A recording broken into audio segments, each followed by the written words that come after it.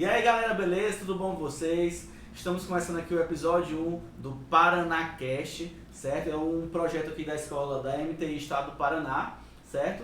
Então nós vamos falar sobre vários assuntos atuais, coisas bem legais para vocês, tá? Então aqui primeiro a gente vai se apresentar. Eu sou o Ed, sou professor de artes aqui da escola. Eu sou Danilo, sou professor de geografia. Sou o professor Caio de Física, estaremos aqui para explicar os mistérios do universo e da atualidade. E professor Gerlan de Química, vulgo Dr. G. É isso aí. Dr. G. Gente, vamos lá. Começando, qual é o nosso tema de hoje? O nosso tema, nós vamos tratar hoje de um assunto importantíssimo que você precisa saber, até porque, meu querido aluno, talvez possa ser tema do Enem, ou da redação, ou de alguma questão que apareça aí na ciência da natureza, nas ciências humanas, até na linguagem. A gente pode ter um texto aí relacionado com esse assunto, que é o hidrogênio verde. Cuidado, ele é verde não porque alguém pintou, ele é verde por algum propósito que você saberá hoje, tá certo? Então eu já passo a palavra pro Danilo aqui para ele, né, tirar alguma dúvida sobre, né, o nosso bate-papo aqui. E aí, Danilo, o que é que você acha o que é o hidrogênio verde? O que é que você tem dúvidas referente a isso? Por enquanto eu não tenho nenhuma. Nenhuma, cara, nenhuma. Não, mas é interessante a gente pensar essa questão da energia. O hidrogênio verde ele é uma forma de energia que está sendo pesquisada e que vai ser com certeza muito importante ao longo do século XXI. A gente tem que lembrar que nós estamos vivendo um período necessário de transição energética. A gente precisa sair de uma matriz energética pautada em combustíveis fósseis para uma matriz energética alternativa e limpa, não poluente, ou pelo menos minimamente poluente. E o hidrogênio verde ele vem nesse aspecto, né? Vem nesse sentido. E é interessante a gente pensar o porquê do hidrogênio, né? E aí, Gerlan, o hidrogênio ele tem uma característica interessante que ele é o elemento mais abundante, né? Mais abundante do universo, né? Então quando a gente para e pensa, é o primeiro elemento da tabela.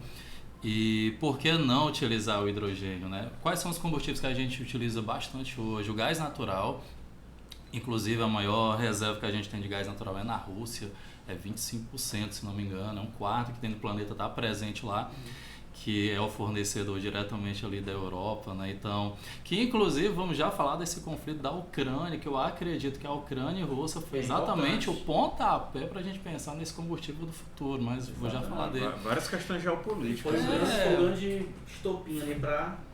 Porque a gente tem, né? Então a gente tem gás natural, a gente tem gasolina e a gente tem assim hidrogênio. O hidrogênio, a quantidade de energia que ele consegue produzir acaba sendo, eu não tenho as proporções de cabeça, mas o resultado energético é bem maior do que o gás natural e bem maior ainda do que a gasolina.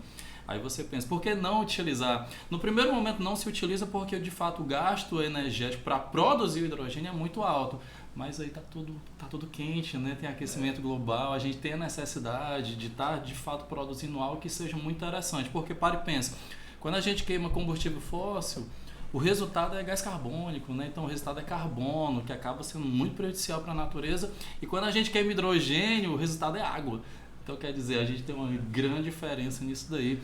Mas a gente já vai falar desse conflito aí da Ucrânia com a Rússia. Eu acho que isso aí por si só dá um episódio. Eu acho que a gente podia pensar em falar sobre o nosso papo aqui específico sobre energia, falando primeiro o que é energia, né, Caio? Então, galerinha, ó, não percam, tá certo? Vai ter um podcast só sobre esse assunto aqui, guerra da Rússia, Ucrânia, os conflitos aí mundiais atual. O Gerlan vai trazer todos os elementos geopolíticos. Levando, né, o hidrogênio verde dentro dessa conversa em relação à guerra, né?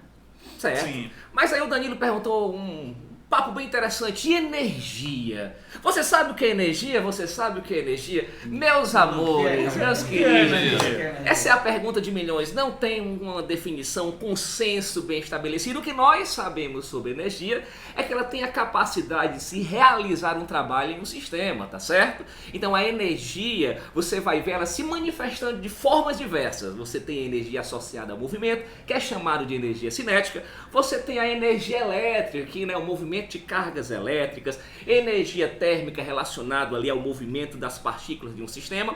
Então, de fato, embora a gente não tenha uma definição que seja consenso, a gente sabe que a energia está associada a esse processo de movimentação, de ação, de realizar trabalho. Beleza, galera? Por isso que vai ser importante, porque nós vamos aqui, né, no decorrer do debate, perceber que o mundo ele está embebido em formas diferentes de energia e que nós utilizamos essa energia para o progresso, tá certo? Tanto progresso em relação às economias mundiais, como progressos tecnológicos. Então o que a gente tem de fato são as transformações energéticas, tá certo? Então a energia ela nem pode ser criada, nem pode ser destruída, ela pode apenas ser transformada de um tipo em outro. É o que a gente vai entender hoje. Para produzir hidrogênio verde, a gente também tem que ter uma fonte de energia, e essa fonte de energia que vai dizer se esse hidrogênio é verde ou não, tá certo? Então basicamente é isso, uma definição, uma ideia do que seja energia, beleza, Danilo? Beleza, então a energia é um fenômeno, né? É um fenômeno físico. É um fenômeno físico, está presente desde o início aí do universo, né? Ali no momento da grande expansão do Big Bang, né? A energia ela é formada, você vai ter a expansão do universo e pouco tempo depois a formação dos primeiros elementos, inclusive o próprio hidrogênio, né? Que se torna o elemento mais abundante na natureza e no planeta Terra, enfim. Que, todo, né? Curiosamente, apesar de ser o elemento mais abundante, ele não acontece em sua forma livre na natureza, né? Pelo menos não no planeta Terra. Como ele é um elemento muito leve, o hidrogênio ele normalmente está associado a outros elementos. Ele é encontrado em substâncias tipo a água, né, Germão? Como a água, como o gás do metano. Então a primeira questão que a gente tem é como é que a gente faz para obter esse hidrogênio. Então, já que eu tenho a partir do metano, que é combustível fóssil, por exemplo, existe a possibilidade sim de eu retirar o hidrogênio de lá. No entanto, esse hidrogênio que a gente tira a partir dessa reforma, dessa reação que acontece, a gente acaba chamando de hidrogênio cinza ou hidrogênio azul, por exemplo.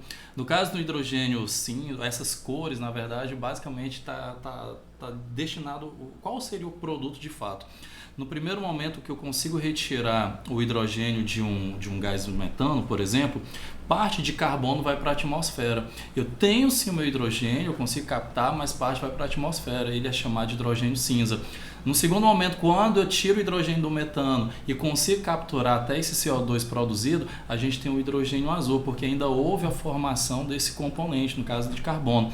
Quando a gente consegue tirar o hidrogênio da água, a água é H2O, então no caso, quando eu consigo fazer separação, eu tenho tanto molécula de hidrogênio como oxigênio. Nesse caso não tem carbono. E daí vem a definição do hidrogênio verde. Mas não só isso, tá? Porque a energia para eu obter esse hidrogênio, ela tem que vir sim de uma fonte renovável. Eu não posso utilizar uma energia de uma termoelétrica, eu não posso jogar CO2 na natureza, obter essa energia para obter esse hidrogênio. Que inclusive o Brasil até começou assim, tá? A produção do hidrogênio verde no Brasil foi mais ou menos nessa pegada, mas hoje a coisa já está bem diferente. Então quer dizer, Danilo, que tem uma descarbonização da economia? Como é que esse negócio da Revolução Industrial, que começou essa utilização aí dos combustíveis fósseis? Pode falar para nós aí? Posso. A gente tem que pensar nisso como um processo, tá, galera? Um processo que é natural, obviamente, enquanto o fenômeno da energia, daí a importância do que o Caio e o Jarlan falaram aqui agora.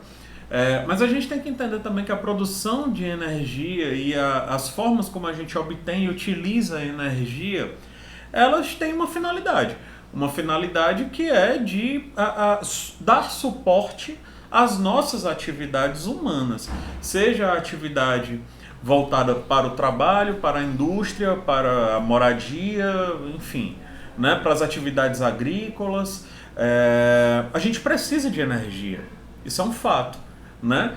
E aí, ao longo da história, as formas como a gente utilizou e produziu energia foram diferentes. Né? A gente pode pensar, por exemplo, nos nossos antepassados mais distantes, e eles utilizavam energia, só que era energia ali do próprio corpo. Né? Era energia que eles conseguiam a partir da sua própria nutrição, e aí a capacidade de realizar um trabalho, né? Como, enfim, levantar alguma coisa, mover alguma coisa, mover um corpo, caçar, enfim, né? Então era a partir da alimentação, produção de nutrientes, a energia que você vai acumular nos seus músculos e vai realizar trabalho a partir delas. Então a gente passa por um processo de transição energética lá atrás, não necessariamente a gente ainda, mas um parente próximo, né, também do gênero Homo, que foi o Homo erectus, né? Nós somos Homo sapiens, né? Então um primo ancestral, né? Ele aprendeu a utilizar o fogo, né? Ele aprendeu a utilizar o fogo.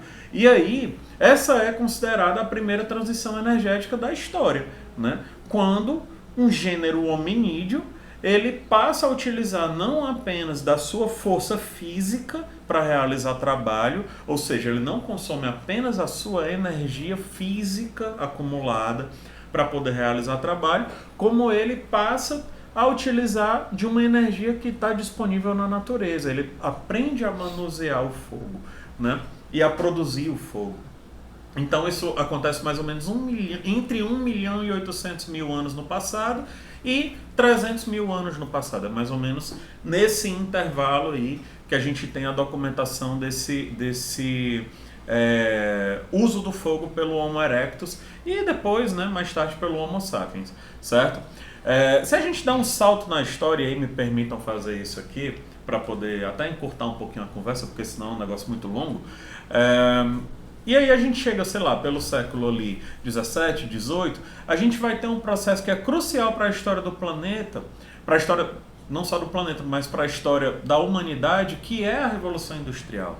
Porque a Revolução Industrial, nesse momento, ela vai configurar, e aí daí o nome de revolução, ela vai configurar uma mudança estrutural na forma como a gente se relaciona com a natureza. E também, obviamente, nas relações sociais, nas relações de trabalho e tal. Mas se a gente pensar nessa forma de como a gente se relaciona com a natureza, tem vários impactos, né? Desde um sentido mesmo de uma superexploração natural, a gente passa a ver a natureza como algo descartável, digamos assim. Isso é um debate que a gente pode aprofundar depois, inclusive. E também aquela coisa de que nós passamos a nos ver apartados da natureza, que também é outro debate que a gente pode aprofundar depois. Mas a coisa da energia, né?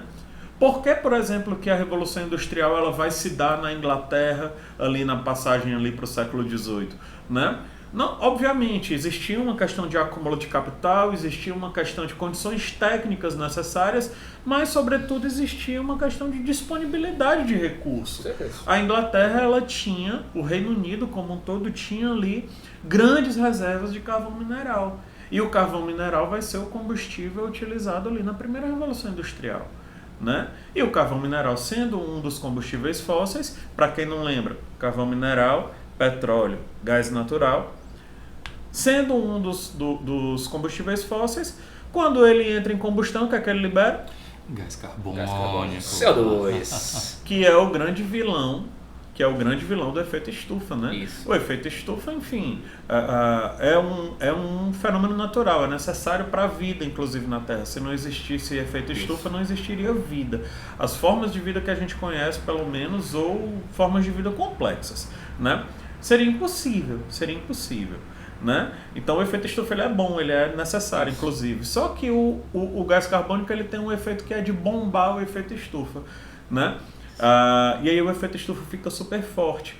Se o efeito estufa ele é responsável por reter calor próximo à superfície do planeta, quando eu retenho muito calor, o que é que acontece? Temperatura média aumenta, né? Temperatura aumenta. E aí a gente tem o processo do aquecimento global. Então olha como é um problema, né? Então a Revolução Industrial ela inaugura uma série de processos históricos, uma série de processos ambientais com os quais a gente está tendo que lidar agora na forma de crise climática do século XXI. Começa no século XX, né, que a gente passa a ter estudos mais detalhados, mais aprofundados sobre o tema, né, sobretudo ali a partir da década de 50, e que hoje a gente já conhece com uma certa profundidade, né, as consequências da nossa ação social no planeta. Então a gente pensar uma outra transição energética, uma que nos tire do carbono, né, da superdependência do carbono, para uma para o aproveitamento de formas de energia limpas e, sobretudo, renováveis, esse é o grande desafio do século XXI. Talvez o grande desafio, ou um dos grandes desafios do século XXI, né? E daí vem a coisa do hidrogênio verde. Obviamente o hidrogênio verde ele não é a única energia possível. Existem outras formas, né? Energia solar, que já é amplamente produzida, difundida, a energia eólica, né? A hidrelétrica, apesar dessa ser muito impactante, né? Na verdade todas têm um grau de impacto, né? As eólicas aqui no Ceará são um grande problema também, né? Mas enfim, isso também pode ser debatido.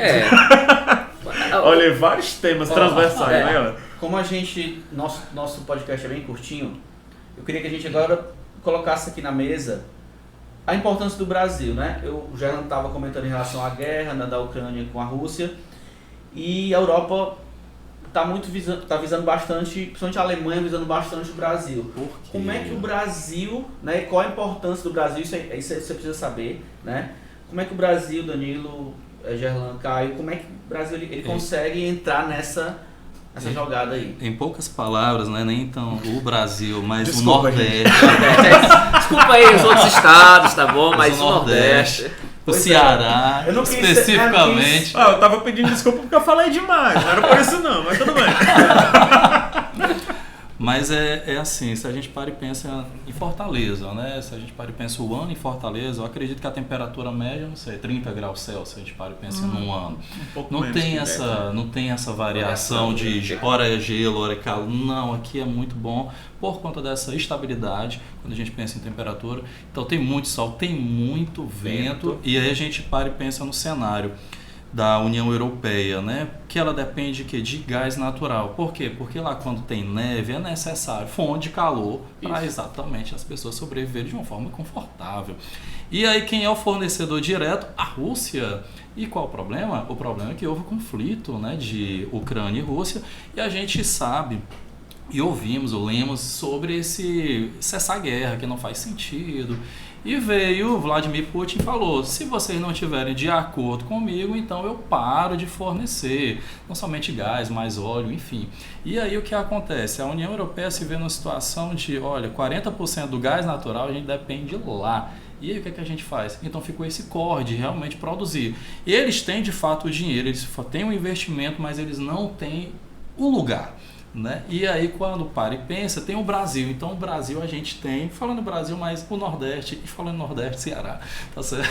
Inclusive, né, o Nordeste, o Ceará, né, inclusive, já tem uma estrutura de outras indústrias, de outras, né, usinas, por exemplo, como a eólica, como a própria exatamente energia solar. Então o Brasil ele é conhecido exatamente por conta desse aproveitamento das energias renováveis. Então a energia eólica, a energia solar. Então você já tem um país que tem essa estrutura e existe essa necessidade de um combustível limpo, que a produção dele também seja limpa. Então a gente tem exatamente um cenário perfeito para cá, para o Brasil e no caso Nordeste e no caso Ceará.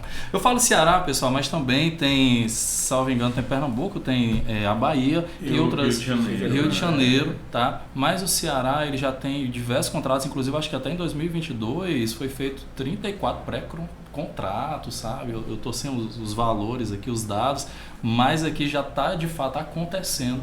E aí a gente tem exatamente essa situação, esse cenário, em que será que o Brasil será a próxima potência mundial quando a gente pensa em termos de energia? Tipo, o Brasil tem tudo para ser a Arábia Saudita do hidrogênio verde, sabe?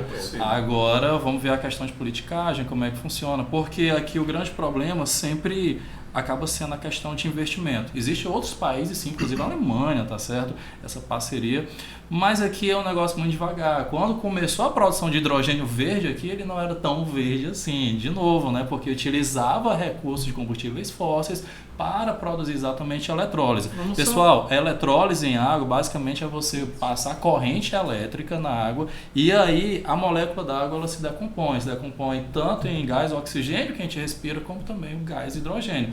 Só que essa produção de fato a gente considera verde quando a energia, ou seja, essa eletricidade, ela é oriunda, tá certo? Ela vem exatamente de um recurso natural, como energia eólica ou como energia solar.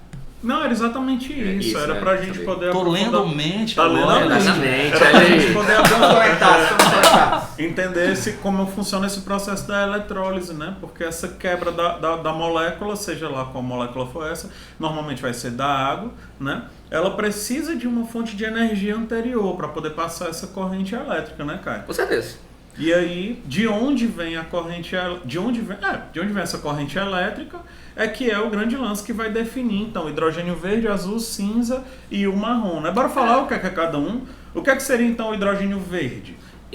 O Gerlan já acabou explicando, né? Hidrogênio verde. Só para poder resumir, né? É o hidrogênio produzido através de fontes renováveis, como ele falou aqui, o potencial do Ceará em relação à energia solar e à energia eólica, a energia dos ventos, para poder fazer essa eletrólise acontecer na água e retirar o hidrogênio para ser a fonte de combustível. Então, quando você usa uma fonte natural, tá certo? Renovável, claro, né? Então a gente caracteriza, né? Que não emite carbono. Que não emite carbono, bem pontuado. Então a gente categoriza, a gente dá a categoria desse hidrogênio ser o verde. Mas como o Gerlan falou, tem outras nomenclaturas, como hidrogênio cinza, né? Hidrogênio marrom, hidrogênio azul. Pensa sempre assim, essas cores mais claras seriam uma forma mais limpa, né? Então o hidrogênio azul. O hidrogênio azul tem produção sim de hidrogênio, porém tem a produção de carbono. Carbono esse que acaba sendo captado. Então isso. é uma forma de minimizar a produção, tá certo, de gás carbônico. Não a produção, mas a eliminação de gás carbônico para a atmosfera e consequentemente o agravamento do efeito estufa. Quando a gente pensa nas outras colorações, o cinza e o marrom, a gente já pensa numa cor mais suja, e esse mais sujo seria exatamente por ser mais poluente, por conta da produção do gás carbônico, ou simplesmente carbono, exatamente ir para a atmosfera. E uma vez na atmosfera, a gente vai ter esse agravamento do efeito estufa. Lembrando, o efeito estufa ele é sim importante, ele é necessário para a existência da vida, como a gente conhece aqui na Terra. O problema é exatamente o seu agravamento, tá certo? Então, cuidado para não pensar, gás carbônico, efeito estufa, vilão ou mocinho, tá certo? Então, logicamente que a gente para e pensa que é necessário sim a sua presença, mas tudo demais é veneno. Bom. Só rapidez. A gente está falando aqui e tal, mas por que hoje ainda tem esses entraves? Porque assim, estava dando uma olhada, galera, que ainda é um combustível, o hidrogênio verde, né? Com um custo um pouco elevado de se produzir, né? Ainda também tem um negócio do armazenamento que a gente ainda tem que evoluir um pouquinho. É caríssimo. É o grande ponto, da produção. Mas no cenário de hoje, vale a pena. É por causa também que tem gente querendo investir na gente para poder produzir. Como ele falou lá dos conflitos geopolíticos da Europa, a Europa ela olha para o Brasil como um potencial fornecedor, né? O negócio é ser fornecedor, né? Para esses países que precisam, né? Sim. Só uma curiosidade, gente. Em que estado físico acontece o hidrogênio verde? Depois que a gente faz a eletrólise, ele é líquido, ele é gasoso. Eu posso botar no tanque num avião? E inclusive é o desafio. Que a gente pensa de fato em abastecer carro. É interessante porque quando a gente tem assim, ó, GLP, né, gás liquefeito de petróleo, tá certo? O que seria esse liquefeito? É transformar em líquido, tá certo? Então quando eu penso em GLP, a ideia é exatamente essa. Quando a gente tem o nosso gás de cozinha, não sei se você tem força suficiente para pegar um botijão daquele e balançar, mas parece que é como se tivesse água dentro mesmo. Mas a ideia é essa, a gente tem um gás e a gente vai liquefazer. Existe um processo chamado condensação e liquefação, que é a passagem de gás, tá certo, para líquido. Gás para líquido a gente chama de liquefação, se fosse vapor para líquido, condensação. É semelhante, tá? É bem parecido o processo, mas tem essa diferença. Então sim, já existe carros que são abastecidos com hidrogênio, inclusive hidrogênio verde, e o grande desafio é a gente conseguir colocar esse combustível em outros veículos, assim como também o caso do avião. Produzir em larga escala, né? Isso. Porque aí a gente esbarra numa questão técnica mesmo. Como produzir de uma maneira viável? O processo a gente já conhece. Isso.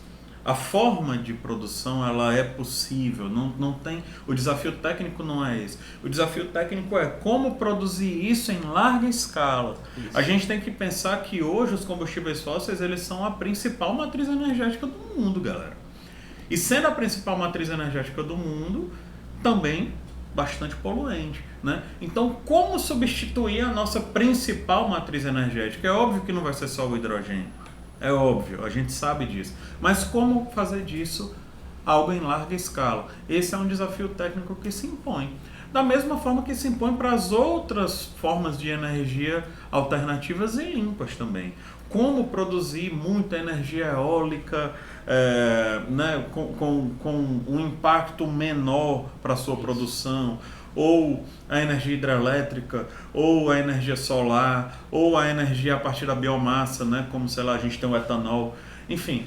Então, como produzir isso, como fazer isso ser viável tecnicamente? Porque aí também tem a questão das próprias características físicas do combustível. Tem combustíveis que são mais eficientes do que outros. A gente sabe disso, né? Com certeza. Então, a gente esbarra em certos desafios que são técnicos, mas é exatamente por isso que essa questão ela é tão importante, que ela move tanto o mundo hoje. Quando eu falo mundo, eu estou me referindo à política, eu estou me referindo à pesquisa científica. Isso. E eu estou me referindo a investimentos econômicos nos setores de produção, seja nas universidades, seja na indústria. Então é isso, né? E é isso, gente. A gente chega ao final do nosso podcast, né? Se você se interessou sobre o tema, procura mais, estuda, vai atrás. É um tema bastante importante hoje no nosso mundo, certo? Então é o seguinte, queria que você comentasse aí temas que você gostaria que a gente conversasse aqui, né? Serão temas variados, bem variados mesmo, a gente queria ouvir vocês, né? Comenta se gostou. Se gostou, curte, O que é que pode compartilha, melhorar? né? Que pode melhorar Curte, isso. compartilha, manda para os amigos que estão curiosos sobre esse tema. Deixa as dúvidas aí nos comentários que a gente tenta responder para vocês. Tá E certo? não se esquece de se inscrever, viu? Nas nossas redes sociais, Isso tá aí. bom? A gente Então, tá aguardando um superchat, tá? A gente vai fazer ao vivo. Então, até a próxima, né, galera? Valeu, Valeu. valeu. Valeu, Tchau. até mais.